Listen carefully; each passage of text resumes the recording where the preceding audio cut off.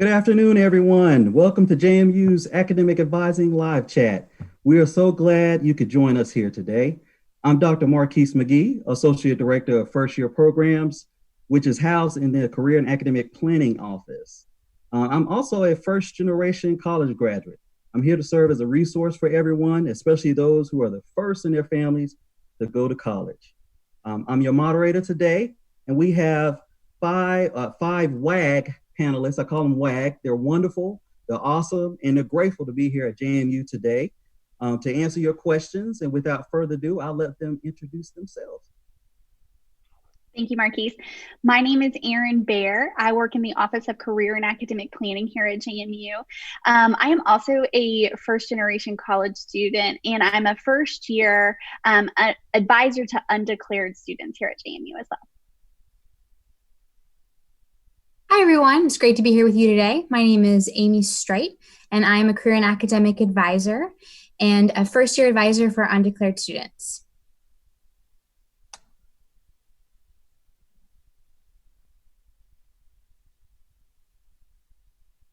Hi, everyone. My name is Chris Campbell. I'm Assistant Director for First Year Programs in the Office of Career and Academic Planning. I'm also a first-generation college student, and I'm here to answer any questions you may have about advising at JMU.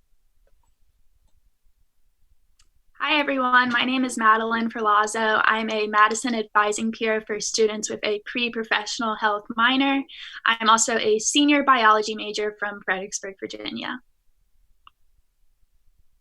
Hi, everyone. My name is Sophie Rooks. I'm also a Madison advising peer. I'm a senior communications major, and I'm from Arlington and Charlottesville, Virginia. And we also have some colleagues on Facebook and YouTube chat box who introduce themselves and answer any questions for you also. So we are elated to have you here today with us and want to answer all the questions that you have. I have a first question here for you. It is for the panelists. How does academic advising work at JMU? I can handle that one, Marquise. So advising at JMU works in this way. First year students, as they enter James Madison University, are assigned a first year advisor, and that program is housed in career and academic planning. So Marquise and I actually oversee and train all the first year advisors to work with new students. And so you'll be working with your first year advisor from mid-May all the way through your first semester in the summer until about the midway point of your spring semester.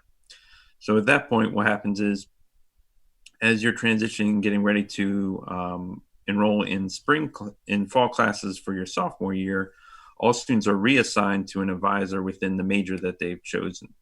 Now, if you're an undeclared student and you haven't chosen your major at that point, which is totally fine, you would stay with your undeclared advisor past February of your sophomore year.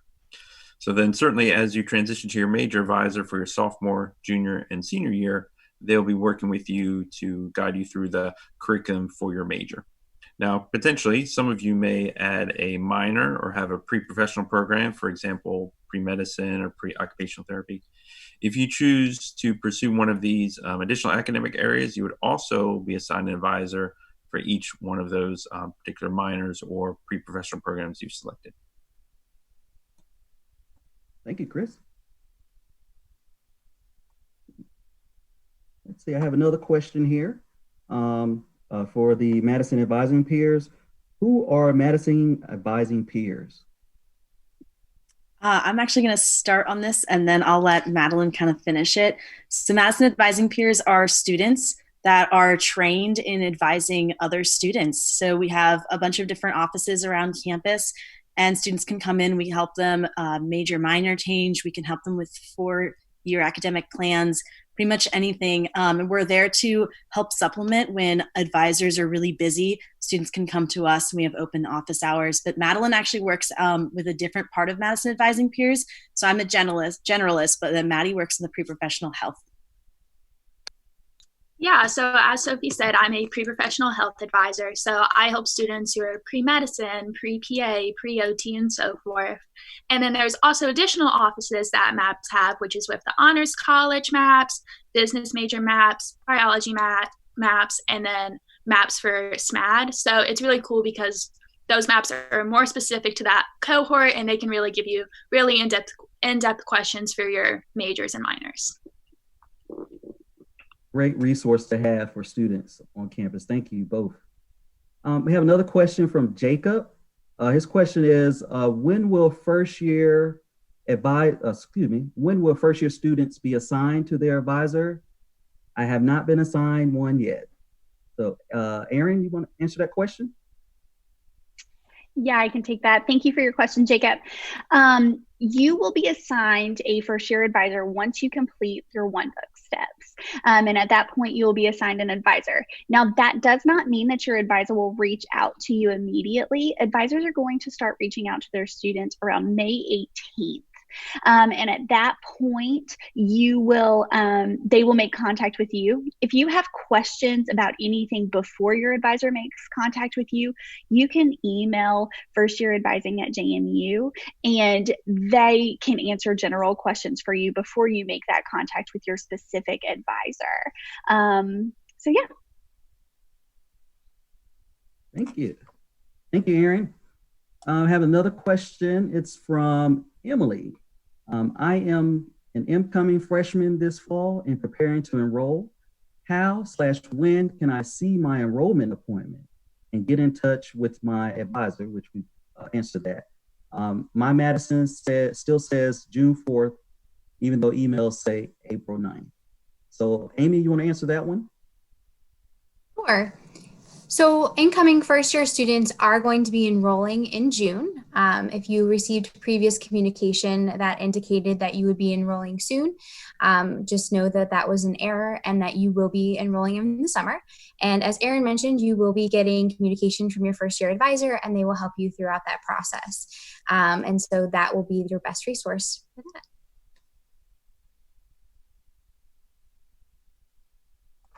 Thank you, Amy. I appreciate that very much. I have another question here.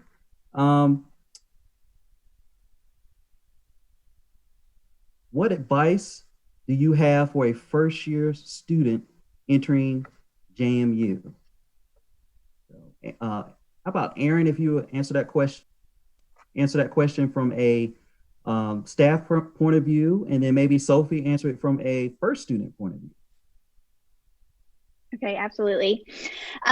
So the biggest advice that I would give a student who is coming into JMU from an advising perspective would be use your advisor. I feel like advisors are kind of the water break if you're running a marathon. We're not going to run the marathon for you, but we're the ones that are there to cheer you on and help you get through this really well. We can give you kind of that little break, that extra support, that encouragement, and help lead you to the resources that are going to help you finish your time at JMU really well. We just have a lot of knowledge and information that maybe you, as not someone who is professionally involved in higher education, might not have. We bring all those pieces together to help support you get across that finish line. I think from a student perspective, the biggest thing I tell students is just take a breath and breathe. You're going to be okay. You're going to figure this out. And then trust your advisors. They're trained and they know what they're doing. And I think that a lot of times we get really stressed, especially enrollment is this big word that stresses people out. But at the end of the day, you got to breathe and know that you're going to be all right. And you got to trust those people that have been put in place to help you get through these next 4 years. Thank you, Erin and Sophie. Very good answers. I have another question. It says, I am an incoming freshman and I want to declare a major, even though I am undecided as of now. How can I do that with my advisor? And how do I know who my advisor is? Which we answered that already. But Chris, can you take that on? Sure, I can do that. So if you come in as a first year student in an undeclared major, certainly you'll be assigned an advisor to work with during springboard and into the fall semester. And if at any point you decide to change your major, it really kind of depends on when you're doing that. If you do that as you arrive in August, let's say you go undeclared and you meet with your advisor, you start classes for the fall semester, and you decide, I'm going to declare marketing, for an example, in September. That's totally fine. You can do that. But what will happen is you'll still stay with your first year advisor, and he or she will guide you through your fall and classes and into February, like I mentioned before. And in February, you'll be assigned your marketing major advisor in the College of Business. Thank you, Chris. And you'll find out your advisor as you complete the one book steps to select a springboard date for this summer. Appreciate that, Chris. Thank you. Here's another question from Lori. How likely would it be for a freshman in a chemistry justice track to take photography classes freshman year because of interest, and or is there opportunity to take it as a minor? Amy, you want to answer that question? Sure. So we have an art minor that allows students to explore a variety of different courses, and that could be included in that. That class is extremely popular. And so I would just encourage you, if that's an interest of yours and a really strong passion, to definitely look and see if it's open, see if it's restricted by minor requirements, and to see and look about declaring that minor as a possibility. Also, as Erin mentioned earlier, I love that analogy, Erin. Use your advisor and talk about whether or not that's a good path for you to get that minor with that major that you just mentioned. And then, also look, if photography is an interest area of yours, we have a really cool variety of different clubs and organizations. And so if there's not a photography club, which I think that there is, that you could start that or get involved in things on campus that would allow you to explore those interests as well. Thank you, Amy. And here's question here. It is from Leilana. I apologize if I pronounced your name wrong. For transfer students, will I be hearing from my advisor around May 18th as well? I can answer that question. You'll probably be hearing before then, since transfer advising takes place, or the springboard will take place earlier than it does for first year students. So you'll be hearing from them much sooner. All right, another question. This is from Matthew. Is there a master's track or way to earn the master's degree just a little bit quicker than by conventional methods? Erin, you want to take that question? Yeah, I have that, Matthew. This question is really good, and the answer is a little bit more complicated. It depends on the program that you're interested in. So for example, for the College of Education, we have a 5 years master's track, if that is something that you are interested in. So the first 4 years, you're getting your bachelor's, and then you would get your master's in 1 year, which the master's degree normally takes 2 years. Additionally, for accounting as well. So accounting, you have to have 150 hours before you sit for your CPA exam. And so they add on a master's to get you to those hours. And then additionally, I think our public policy and administration program also does a 5-year master's as well. So you have some programs that have that expedited master's, but not all of them. And so that's going to be program specific, but for the most part, you probably will be looking at an additional 2 years to get your master's. At least at JMU, you could potentially, after you graduate with your 4-year degree here at JMU, look and see if there are programs that allow you to finish your master's in 1 year. Yeah, and that's also assuming that you're not bringing any college earned credit with you. All right, our next question is from Ella. If you are in honors, how does that change advising? How does that change advising? Do we get a separate advisor for that? Madeline, would you mind answering that question?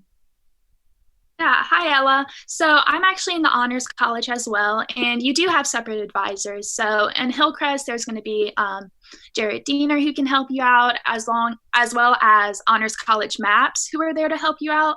And if you do choose to live in Shenandoah Hall, the Honors Living, then there a lot of times there's walk-in hours on Fridays and other days of the week where you can actually go meet with your advisor in your dorm, which is really cool. So you will have separate advisors, and they're super helpful.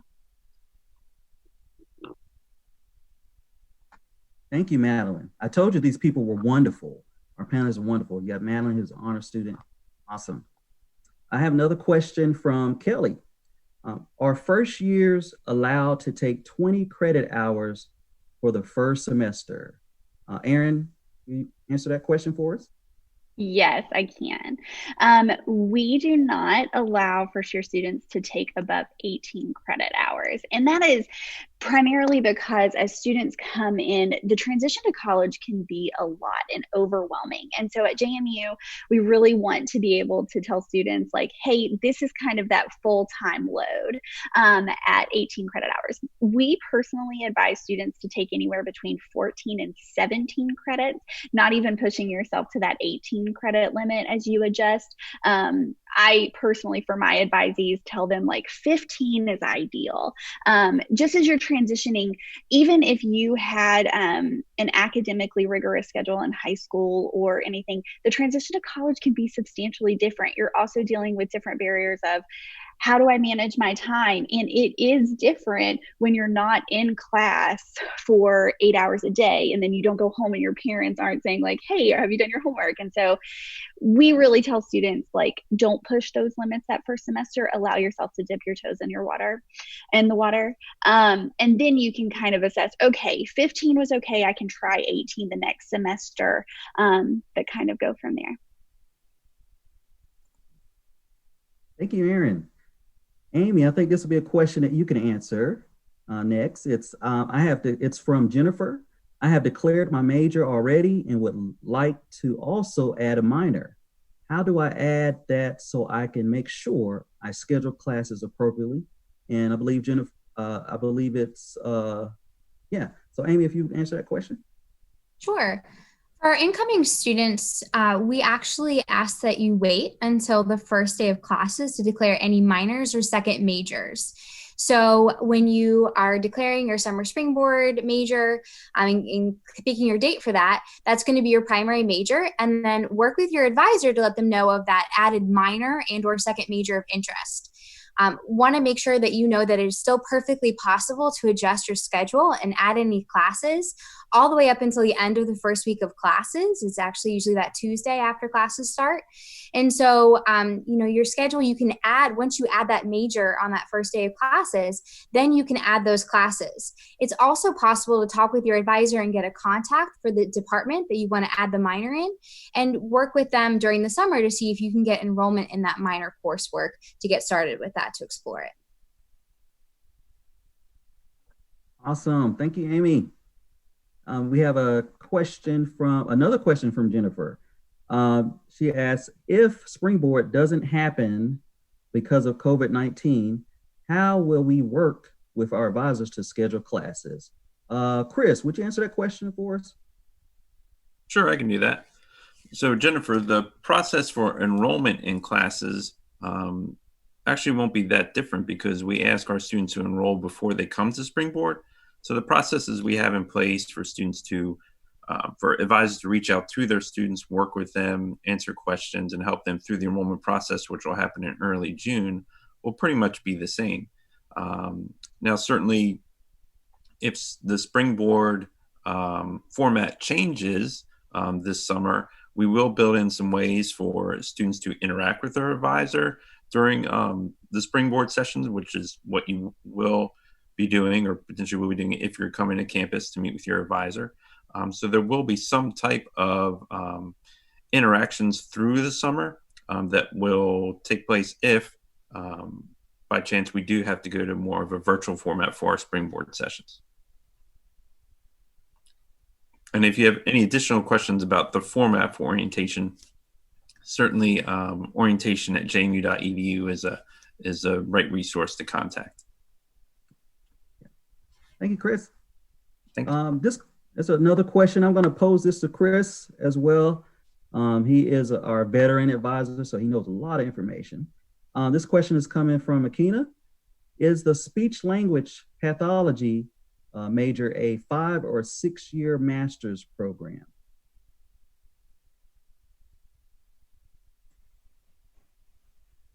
That's a good question. So speech pathology here at JMU, you want to major in communication sciences and disorders. That's the major that leads into that specific program. And then as you transition out of CSD and into the speech path program here at JMU, that'll be another 2 years. So it would take you a total of 6 years to complete that program here at JMU. Thanks, Chris. This question is from Leslie. If you are bringing over dual enrollment credits, when are those evaluated? And also, when do final transcripts for these courses need to be delivered by? Erin, would you answer that question? Yes, I can. So dual enrollment credits. So if you have taken college credit classes in high school, I think that this is a common misconception. This is not just your high school transcript. You send your dual enrollment transcripts from the college that you have gotten these credits from. That, as soon as we get that, within 1 to 2 weeks, we are processing that. And so the timeline of when those credits get applied to your record is kind of based on how quickly you're getting them to us. We do this on a rolling way. It's not like, okay, we start evaluating them on this date. And so the quicker you can get them to us, the better. I would advise you to get them to us pretty much as soon as you finish your coursework at the college or high school that you're taking them at, because that way, before you enroll in classes, we kind of know what you're taking, so we can go, nope, your WRTC 103 is completely taken care of. And so that's kind of helpful for us to see that parallel as we're advising you on what classes to take. If something happens and you have not gotten your transcript submitted to us before you enroll, what we kind of advise students to do, but you're confident, you said, I took English 111 and 112 in high school. I feel really confident that that's going to take care of WRTC 103. My advice as an advisor would be, okay, then don't take WRTC 103 in the fall semester. Let's wait till your transcripts come in. Maybe instead take communications or another gen ed that you don't think will come in. And that way you can kind of give yourself an extended timeline a little bit there, which can be really helpful.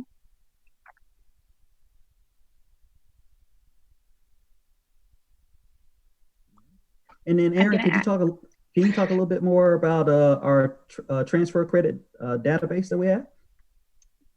That is a brilliant suggestion. Yes.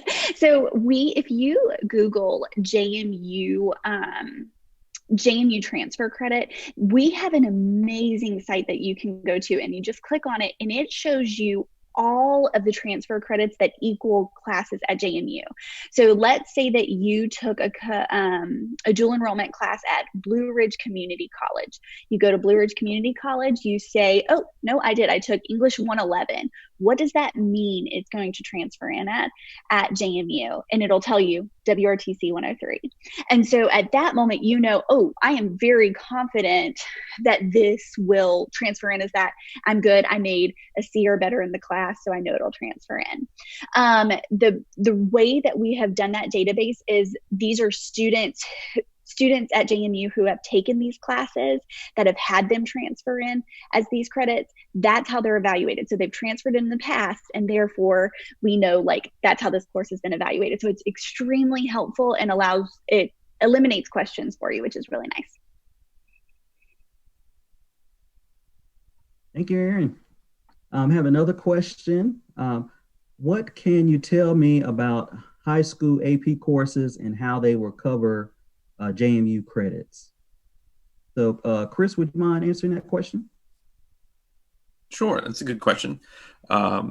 Certainly a lot of students work really hard in high school, test themselves and put them through the AP process in their high school. And then for those students that select to complete the exams at the end of those courses, if they score a certain level, depending on 3, 4, or 5, they will receive credits here at JMU.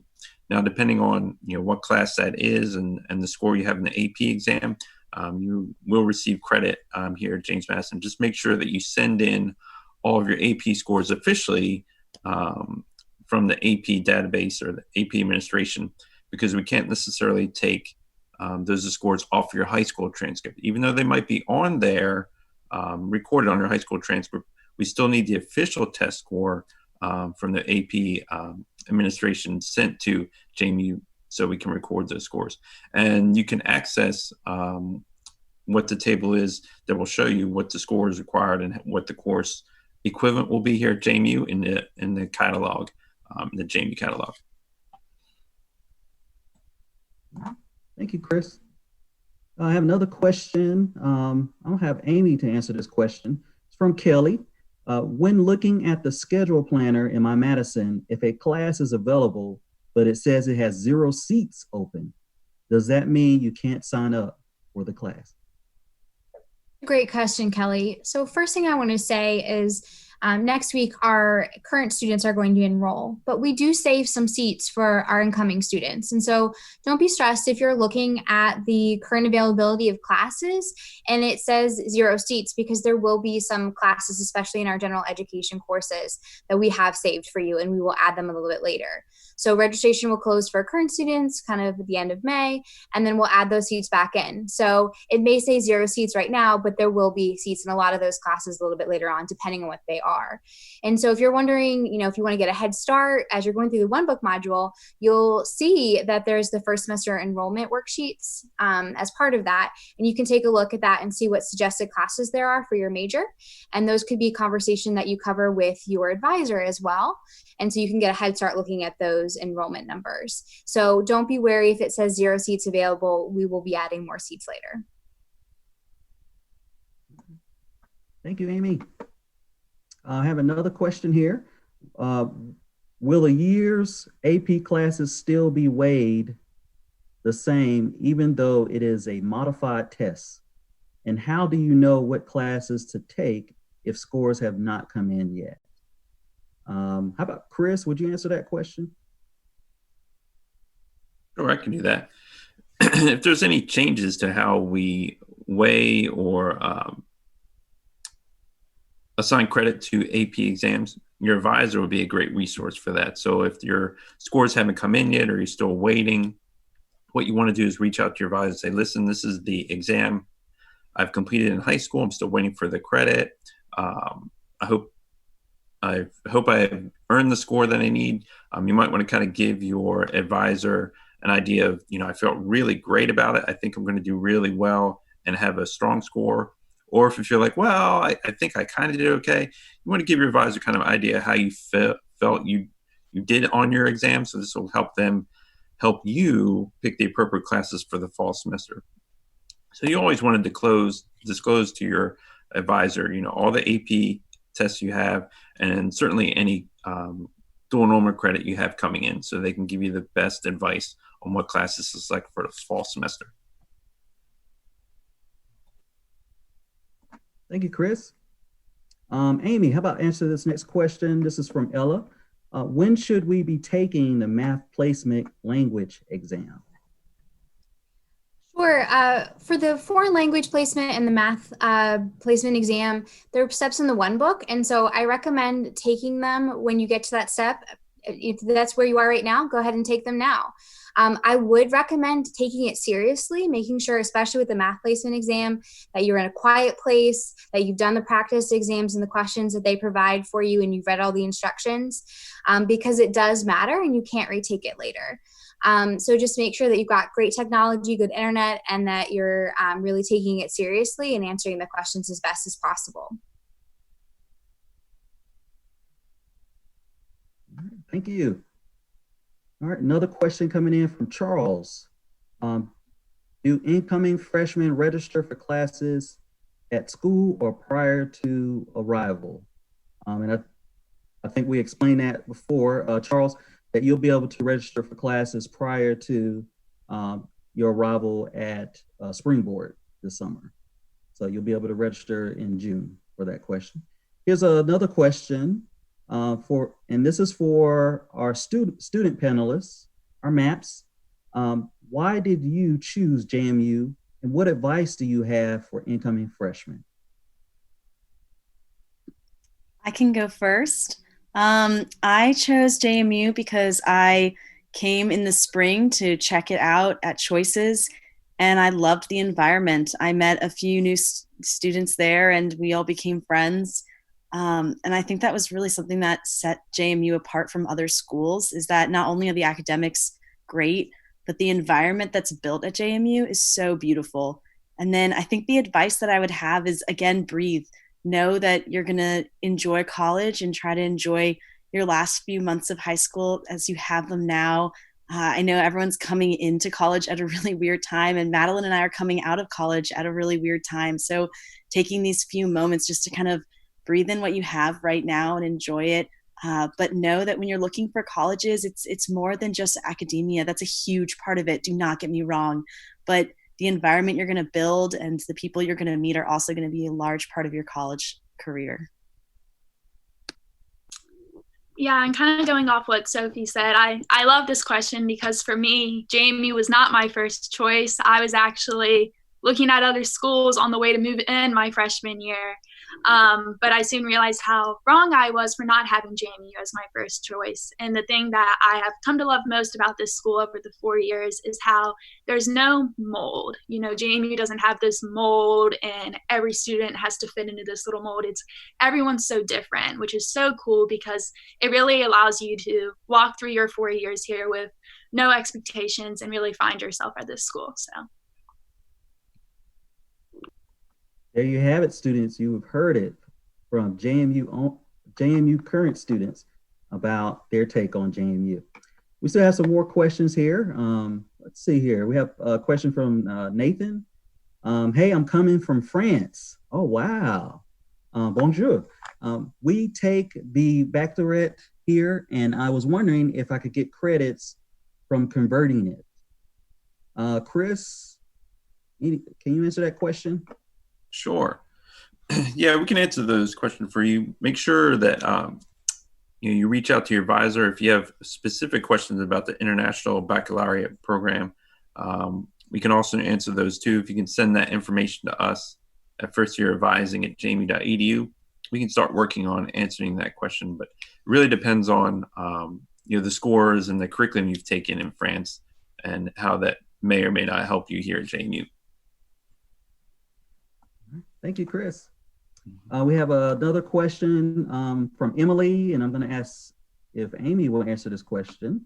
May I take multiple foreign language exams? Sure, Emily.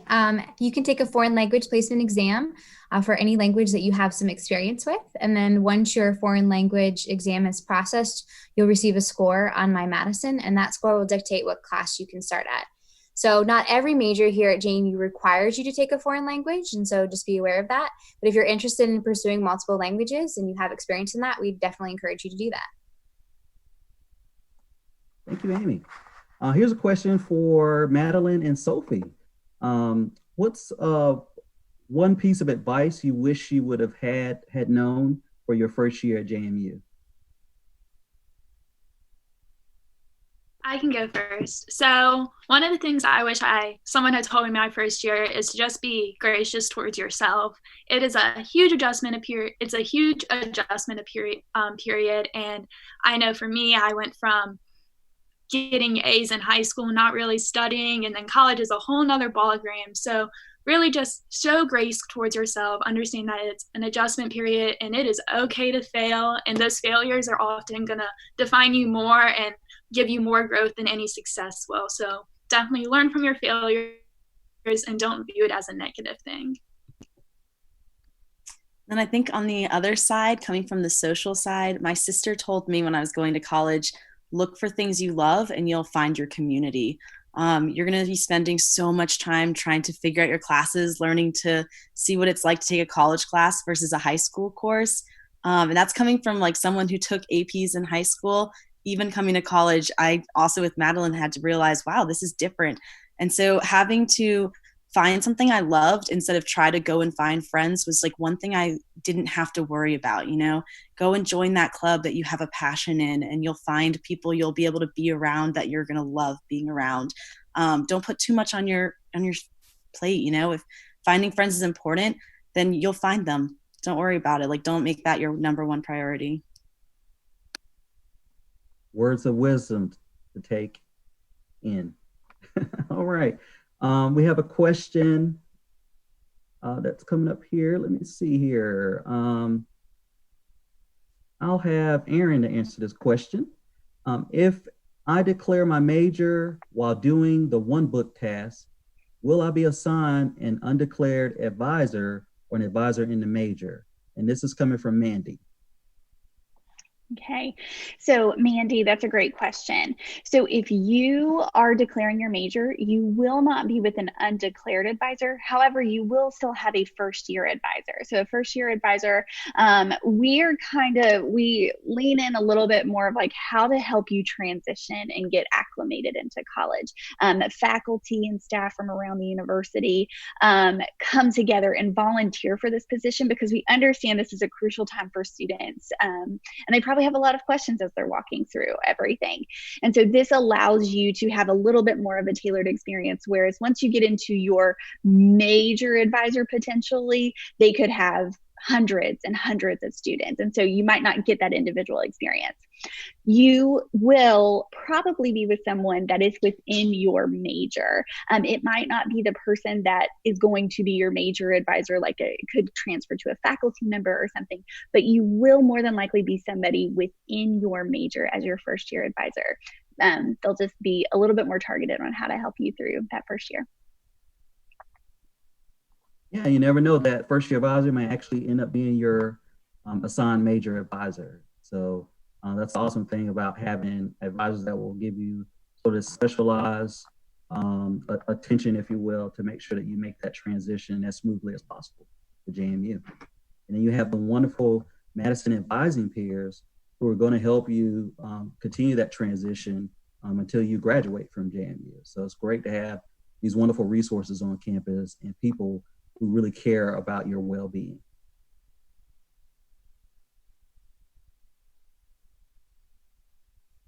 I'm going to ask this question here. Let's see if Chris will answer this. Do business majors need to take foreign language exam? Well, that's a great question. Not all business majors. There's only one major in business that you must or you should, I would advise you take the foreign language placement exam. That's international business. So international business students will also study in depth a certain foreign language. So depending on what language you would like to study here at JMU, I would suggest that you take the corresponding foreign language placement exam. Thank you, Chris. And I think we're done with questions. If you have more questions, feel free to send those to us. I want to thank you so much for joining us today. If you were not able to get your questions during this panel, you can leave those questions under the comment section, or you can email firstyearadvising@jmu.edu, and we'll make sure we respond to those. You can also visit the Choices website for more information, and the link will be posted below. Also want to thank our wonderful panelists, our WAG, wonderful, awesome, and grateful panelists who are with us today. I know you've taken a lot of time out of this busy schedule to be with us, so I appreciate all that the advice that you've given to our students live. And so thank you so much, everyone. Please take care and look forward to seeing you at JMU. Go Dukes!